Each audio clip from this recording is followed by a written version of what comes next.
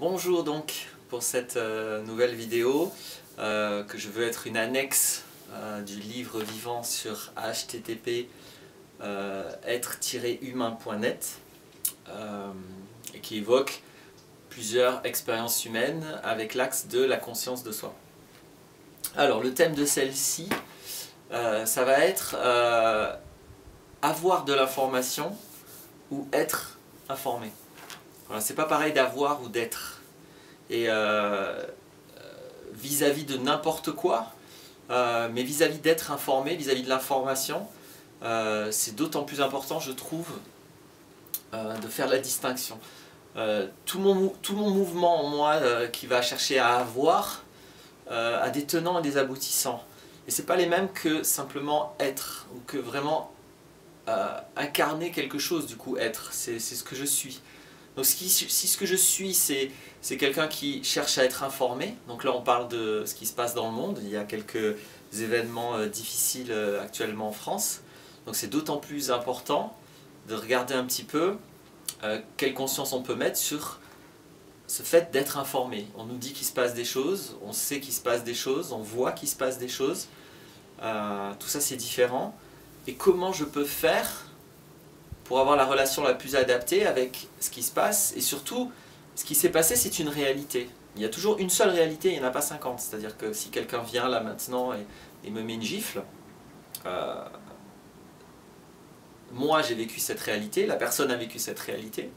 Maintenant, si demain on se retrouve devant une assemblée, que je dis qu'il m'a mis une gifle et que lui dit non, c'est pas vrai, c'est lui qui m'a mis une gifle, comment on fait? Comment l'assemblée fait pour savoir la réalité? Il n'y en a eu qu'une, mais comment faire? Quand il y a plusieurs versions, bien sûr, quand tout le monde a la même version, c'est simple. Mais quand il y a plusieurs versions, comment faire? Donc si je cherche à avoir de l'information, je vais justement me préoccuper de la véracité de ce qu'on me dit. Est-ce que c'est vrai, est-ce que c'est pas vrai? Et quand j'ai plusieurs versions, j'ai pas d'autre choix du coup que de accepter certaines sources et rejeter d'autres sources. Je vais être dans la logique de faire confiance, avoir de l'information, vouloir avoir quelque chose qui est à moi, que je peux valider, auquel je peux m'identifier, sur laquelle je peux m'appuyer ensuite pour prendre des décisions, ou pour fonder une idéologie, ou etc., etc., pour prendre des positions. Tout ça c'est possible que si je crois savoir ce qui est la vérité. Si je pense détenir la vérité, vous entendez, détenir, on est dans l'avoir. Donc c'est pas la même démarche de détenir la vérité ou d'essayer de détenir la vérité, donc des informations, donc de savoir exactement, d'avoir la réalité à soi, intégrée, c'est pas pareil que d'accepter d'être informé, parce qu'il y a beaucoup plus de limites, mais qui en même temps est beaucoup plus réaliste. Alors, moi c'est cette distinction très claire que je vais faire. Je pense que vous avez bien compris que je ne vais pas mettre beaucoup d'accent sur la notion d'avoir de l'information. Voilà, ça va consister juste à ça. Évidemment, du coup, je vais plutôt avoir confiance finalement en certaines sources, et je vais rejeter, ne plus faire confiance en d'autres sources. C'est un système auto-validant. Je vais finir par m'informer auprès des gens qui pensent comme moi, soit qui ont la même idéologie, soit qui disent la même vérité que moi, ou qui disent une vérité qui est celle qui me convient, ou qui disent une vérité qui est celle qui appuie mes convictions, ou qui appuie mes appartenances. On est encore dans l'avoir. Si j'appartiens à un groupe et qu'on dise des choses négatives sur ce groupe, je vais peut-être avoir tendance à rejeter. Si on dit des choses positives sur ce groupe, je vais avoir tendance à les accepter. Inversement, si mon groupe est plus ou moins en conflit avec un autre groupe, si on dit des choses négatives sur l'autre groupe, qui est un peu mon ennemi, je vais avoir tendance à les accepter, à les valider. Et si on dit des choses positives, je vais avoir tendance à les relativiser, etc. Donc ce phénomène-là n'implique aucun mouvement vers une ouverture à la réalité. Ça implique juste une auto-validation de mon système de pensée, et finalement je ne m'informe pas, mais je cumule les données qui vont me permettre de me considérer que j'ai raison. Avoir de l'information, ça finit par être j'ai raison, et on décide qui a raison et qui a tort. Donc ça c'est la première logique. Une autre possibilité à l'égard de ça, donc de s'informer, donc c'est d'être informé. C'est-à-dire, je suis quelqu'un, je mets le maximum de conscience sur ce que je suis, avec les limites que ça implique. Les limites vis-à-vis de ça sont très simples. Il y a ce que je sais, c'est-à-dire ce que j'ai perçu sensoriellement, directement, sensoriellement, hein, pas ce dont j'ai la sensation avec cette notion de sensation qui n'est plus des sensations. Les sensations, c'est les 5 sens. Donc ce que j'ai vu, ce que j'ai entendu, ce que j'ai touché, éventuellement ce que j'ai senti, goûté, mais bon, c'est des repères, quoique des fois c'est très utile. En tout cas, avec mes 5 sens, je sais ce qui s'est passé. Je ne dis pas que l'humain a une capacité d'objectivité absolue, il a en tout cas une capacité d'être honnête ou une capacité d'être malhonnête. Je pense que quelqu'un qui est honnête, son rapport à la mémoire, ça va être « je sais » ou « ah, je suis plus très sûr, j'ai oublié ». Mais ce qu'il a mémorisé, s'il est vraiment intègre, honnête, alors c'est toujours pareil, c'est pas blanc ou noir, hein, donc on va être plus ou moins honnête, mais il sait ce qu'il a vécu et il sait ce qu'il n'a pas vécu. Après, quand il y a malhonnêteté, là, on n'est plus en rapport à la réalité, on déforme, on manipule, on peut dire n'importe quoi, on peut dire le contraire de ce qui a été vécu. Donc, je disais, le rapport est simple quand je suis informé. C'est soit j'ai perçu, donc soit je sais, soit je ne sais pas. Là, pour le coup, c'est vraiment binaire. Si j'ai pas été directement témoin de quelque chose, je ne sais pas ce qui s'est passé. Et probablement que je ne le saurai jamais entièrement.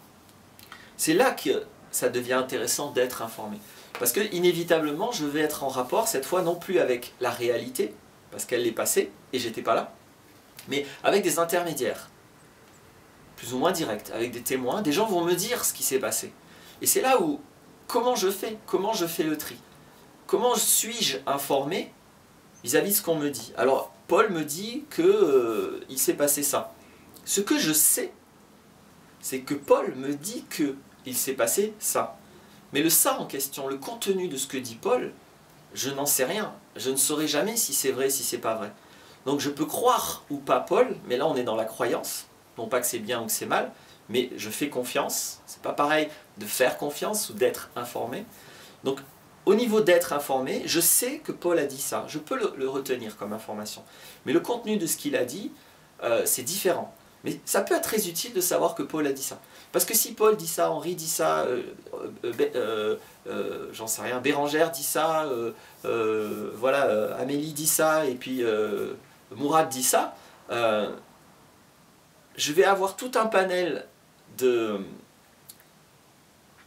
ce qu'il s'est passé, de ces différents témoins, et parfois ça va me permettre quand même d'avoir une idée assez proche de ce qui s'est passé, parce qu'ils disent tous à peu près la même chose. Quand il y a des versions différentes, ça commence à se compliquer. Alors, on ne peut pas dire non plus que s'il y en a plus qui disent quelque chose, c'est eux qui ont raison. Donc rien n'est simple dès qu'il y a plusieurs versions. Mais voici la proposition que je peux vous faire pour être informé. En tout cas, c'est ce que j'ai trouvé de mieux pour l'instant. Il s'agit donc d'abandonner totalement l'idée que je peux savoir. C'est, ben non, je ne sais pas, j'étais pas là. Voilà. Maintenant, dans certaines circonstances, ça peut être intéressant de m'y intéresser pour autant. Vous pouvez aussi avoir une attitude de dire ce que je sais, je le sais, le reste, je ne m'en occupe pas. Mais vous allez avoir un accès au monde qui est très très très restreint. Il ne faut plus la peine d'écouter la radio, la télé, ni d'écouter les gens sur la plupart de ce qu'ils disent, etc., etc. Donc, si ça vous intéresse un petit peu le monde et ce qui se passe, ce qui est quand même, je pense, utile dans notre société, où nous avons un rapport direct avec des responsables politiques, avec des responsables même autres, professionnels, etc. Nous avons des responsabilités parce que nous leur donnons des moyens à ces personnes. Donc ce qu'ils vont faire, ça va être avec nos impôts, avec les pouvoirs que nous leur donnons, quand nous élisons, quand nous achetons, nous donnons encore de l'argent, du pouvoir à des sociétés. Donc nous avons une responsabilité, il va y avoir des conséquences à mes actes. Donc si je veux vraiment être dans la conscience de moi, je ne peux pas mettre de côté les conséquences de mes actes. C'est mon acte à moi de payer des impôts, c'est mon acte à moi de donner de l'argent, c'est mon acte à moi de voter, c'est mon acte à moi d'obéir à une injonction d'une autorité ou pas. J'ai plein d'actes en rapport avec des réalités que je ne connais pas, que je ne sais pas. C'est là où ça devient éventuellement nécessaire, en tout cas de mon point de vue, de faire de son mieux pour être informé correctement. Donc la première démarche, c'est je mets de côté la possibilité de savoir vraiment tout ce qui s'est passé. Je ne cherche pas à connaître la vérité, je vais rester comme ça, l'esprit toujours ouvert. Je cherche à m'approcher de la vérité, pas à la détenir. Ça n'a rien à voir. Sérieusement, ça n'a vraiment rien à voir. Avoir la vérité, la détenir, penser qu'on sait ce qui s'est passé, n'a rien à voir avec la volonté de s'approcher de la réalité. Et de s'approcher toujours de son mieux. Donc, pour moi, s'approcher de la vérité va consister à faire un tri par rapport aux informations que je reçois, mais pas sur la possibilité de véracité, pas sur la confiance que j'ai ou pas en la source, en la personne qui me donne les informations. Mais je vais considérer une notion de qualité d'information, avec deux critères. Une information de qualité, ça va être une information dont la source est identifiée et où est précise, donc Paul a dit ça, donc ok, ça c'est une information dont la source est très bien identifiée. Et aussi, ça va être une information qui est spécifique, précise, factuelle. Voilà. C'est pas la France est attaquée par l'islam. C'est telle personne a commis tels assassinats à tel endroit. Voilà. Telle personne a dit ceci. C'est factuel. On sait les faits. Donc, une information qui est exprimée sous forme spécifique, précise, factuelle, en théorie les journalistes ne devraient s'exprimer que comme ça, mais ça c'est une époque qui est terminée, c'est une information qualité. Donc si elle est précisée factuellement, mais le plus factuellement possible, nous avons je pense de plus en plus de difficultés à identifier ce qui est factuel et ce qui va être une expression qui contient ce qu'on appelle des inférences. Une inférence, c'est-à-dire que je pars de quelque chose et j'y rajoute des choses. Voilà. Donc je rajoute des hypothèses, je rajoute des opinions, je rajoute des liens avec d'autres choses. C'est pas forcément mal de faire ça, mais c'est utile d'avoir conscience quand on le fait et quand on ne le fait pas. Donc une information factuelle et dont je connais la source, c'est une information de très bonne qualité. Je vais mémoriser l'information avec ce degré de qualité. Les informations qui sont très pauvres, je ne sais pas qui dit quoi voilà, j'ai entendu il n'y a pas longtemps, toujours sur ces événements qui se passent en France, quelqu'un qui dit voilà, la question de l'islam et de l'immigration se pose. Vous voyez, c'est pas pareil de dire la question de l'islam et de l'immigration se pose que de dire deux individus ont fait ceci, cela, ils ont dit ceci, cela. Voilà. C'est pas du tout la même qualité d'information. D'une manière, on est informé quand c'est factuel, de l'autre manière, on est supposé ingérer les opinions, les a priori, les présupposés et déjà les conclusions de l'autre. Donc la bonne information, ça va être, bon, lui, ce qu'il dit, c'est très mauvaise qualité, je ne prends pas ça comme une information. C'est son opinion, il a le droit, mais c'est pas une information. Je ne sais pas de quoi il parle. Je ne sais pas ce qui s'est passé. J'ai aucun fait par rapport à ça. Je sais ce qu'il en a fait, mais je ne sais pas ce qui s'est passé. Donc si je mémorise déjà comme ça, je trie les informations factuelles dont je connais la source, en ne m'occupant pas de la véracité dans un premier temps. Parce que de toute façon, je ne sais jamais si c'est vrai ou si c'est pas vrai. Mais juste, j'enregistre, et je suis ouvert et je prends toutes les sources. Ah, telle source dit ça, telle source dit ça. Ah, telle source dit ça, mais bon, c'est pas très factuel. Est-ce que je peux lui demander d'être plus précis, etc. Mais petit à petit, dans le brouillard de ce passé devant lequel je n'étais pas, il va se dessiner plein de pistes possibles, toutes les versions possibles, et au fur et à mesure, certaines pistes ont une notion de brouillard moins dense. Certaines pistes qui deviennent un peu plus cohérentes, parce que les faits sont reliés les uns aux autres. Je ne dis pas que ça va nous permettre de savoir la vérité, mais ça va nous permettre de nous rendre compte qu'il y a des hypothèses qui sont très peu probables, des hypothèses qui sont impossibles, et puis 3-4 hypothèses qui sont possibles. Et c'est déjà pas mal, parce que si à un moment donné j'arrive à exclure certaines hypothèses, parce que des faits viennent de manière logique, je vais finir sur la logique, les contredire totalement, au moins je sais ce qui s'est pas passé. Je ne sais pas forcément ce qui s'est passé, mais je sais ce qui s'est pas passé. Et si des fois certaines personnes ont besoin de ce mensonge pour me faire avaler certaines couleuvres, bah, ces couleuvres-là, je ne vais pas les avaler. Donc c'était, comme j'ai parlé de logique, c'est la dernière chose que je veux dire. Une fois que j'ai emmagasiné comme ça beaucoup d'informations, en les triant sur leur qualité et non pas sur leur source et sur leur possibilité de véracité, ce qui est indéfinissable, je le dis, je vais y voir un peu plus clair avec certaines possibilités qu'avec d'autres. Et puis la logique va m'aider aussi. Voilà, quand même, il y a... je ne dis pas que c'est un élément déterminant, probant, mais quand même, il y a des mécaniques psychologiques, il y a des mécaniques matérielles, il y a des choses qui sont en soi, par rapport simplement à la logique, probables ou très improbables. Donc la logique, c'est quelque chose qui est très subjectif. Donc les deux premiers critères sont objectifs. Hein. Si je connais ou pas la source, c'est objectif. Si c'est exprimé factuellement ou pas, même si c'est pas noir ou blanc, hein, mais si c'est des degrés d'abstraction, en fait, on peut être le moins abstrait possible ou le plus abstrait possible par rapport à une information.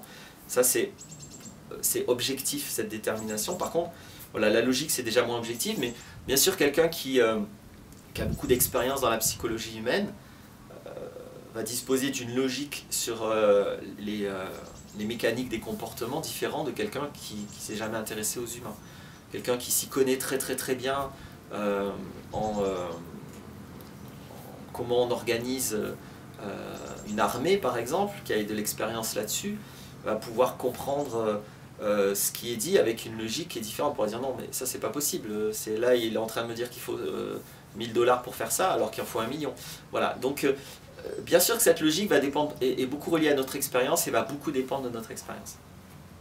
Mais cette combinaison, toujours avec l'ouverture maximale, hein, je le dis bien, je ne cherche pas à avoir des informations, je cherche à être informé. Je sais que je ne peux pas connaître, mais je cherche à m'approcher. Je fais attention aux informations qu'on me donne, est-ce qu'elles sont de qualité ou pas.